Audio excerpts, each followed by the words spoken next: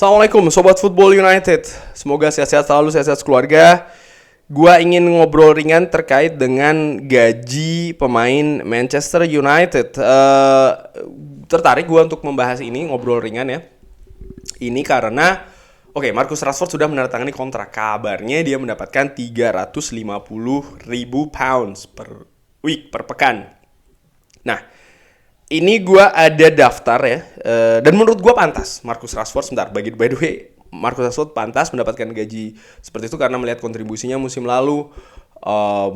Dia pemain ya, menurut gue akan disetting dalam tanda kutip sebagai ikon baru Manchester United.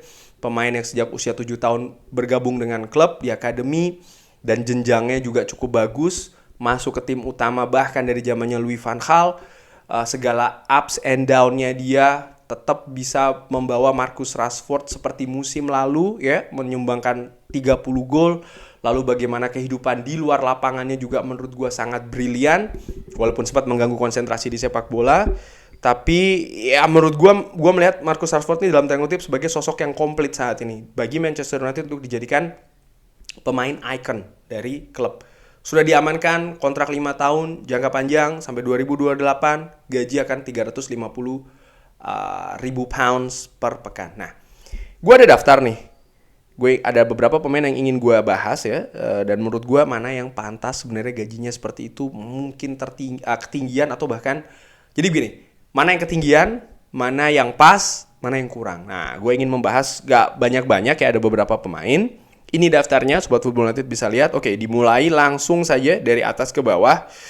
Jadon Sancho 350.000 pounds. Menurut gue ini ketinggian melihat bagaimana kontribusi dari Jadon Sancho semenjak dia datang. Ya, sekali lagi ya, dia datang di masa Ed Woodward. Kalau gue salah tolong dikoreksi, tapi ya ketika masa itu nggak jelas nih. Nggak jelas sekali lagi tolak ukur pemberian gaji dan lain-lain. Aura-auran lah bahasanya demikian ya. Dan menurut gue ini terlalu tinggi. Jadon Sancho di 350.000 pounds per pekan. Rafael Varane 340.000 pounds. Menurut gua sedikit lebih ketinggian sih menurut gua, tapi gua tetap menilai ini ketinggian 340.000 pounds. Rafael Varane dilihat dari dia di Real Madrid luar biasa penampilannya, kontribusinya juara Piala Champions, juara Piala Dunia, bakal runner up Piala Dunia juga di Qatar. Tapi menurut gua ya nampaknya gaji ketinggian, mungkin sedikit lebih ketinggian. Menurut gua kalau di angka 300.000 sama dengan Casemiro ya. Kalau Casemiro menurut gua pas di 300.000 pounds, melihat pengalamannya dia, penguasaan dressing room ya kan, ya dia sudah pemain senior katakanlah dan memberikan impact juga. 300.000 menurut gua oke. Anthony Martial ketinggian 250.000 pounds per pekan, menurut gue ini ketinggian ya. Ini salah satu kesalahan juga dari manajemen sebelumnya. Di angka berapa? Ya menurut gue di angka 150 mungkin nih. Ini cukup drastis sih. Dan mungkin juga dengan nilai gaji seperti ini yang memberikan kesulitan ya kan bagi Manchester United dan juga sang pemain untuk mencari opsi-opsi di luar. Artinya ketika dia ingin pindah ke klub lain ya, Anthony Martial mungkin juga harus melihat klub mana yang bisa membayar dia dengan harga gaji 250.000 per pekan yang menurut gue terlalu tinggi. Bruno Fernandes 240.000 pounds per pekan. Menurut gue harusnya lebih tinggi sedikit sih menurut gue. 200 mungkin bisa 250, 270 menurut gue ya. Melihat bagaimana kontribusi yang konsisten dari Bruno Fernandes semenjak didatangkan ke Manchester United. Gua secara ringan amatiran melihat tanpa Bruno Fernandes Manchester United lini tengahnya ya karena pada saat itu kan dia datang untuk menggantikan Andreas Pereira yang dianggap tidak berkembang. Pada saat itu ada Paul Pogba juga yang tidak bisa mengangkat lini tengah Manchester United, tapi impact dari seorang Bruno Fernandes di atas lapangan secara teknis dan juga secara non teknis menurut gua sangat luar biasa, sehingga ya menurut gue apresiasinya mungkin agak sedikit lebih tinggi ya, 240.000 pounds mungkin ya 250, 260. Anthony Dos Santos 200.000 pounds ya, ini karena memang menurut gue harga transfernya cukup tinggi, sangat tinggi bahkan, sehingga ini sering sekali mengikuti. Jadi ketika harga transfer itu terlalu tinggi atau tinggi ya, gaji pemain pun juga akan tinggi, dan ini yang terjadi dengan Anthony. Dan menurut gue ketika dia datang dari Ajax ke Manchester United itu overpriced menurut gue. Itu terlalu tinggi angkanya dan sehingga 200 ribu pounds per pekan juga menurut gue terlalu tinggi sih untuk seorang Anthony. Marcus Rashford ini masih gaji yang sebelum kontraknya diperpanjang ya, masih 200 ribu pounds, sekarang sudah 350 ribu pounds. Tidak usah dibahas lagi. Harry Maguire 189, menurut gue terlalu ketinggian. Tapi sekali lagi gaji ini bisa seperti ini angkanya ya karena memang angka transfer dia juga cukup tinggi ya, sekitar 80 juta ya kan ketika didatangkan dari Leicester, sehingga angka gajinya mengikuti. Angka transfer dan juga angka gaji menurut gue ini over, terlalu tinggi, sehingga ya seharusnya tidak demikian angkanya. Christian Eriksen 150 ribu pounds per pekan.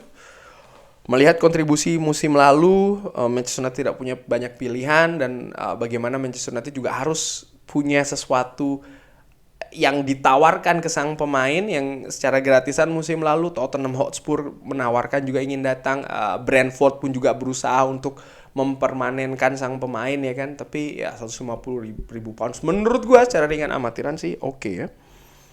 Luke Shaw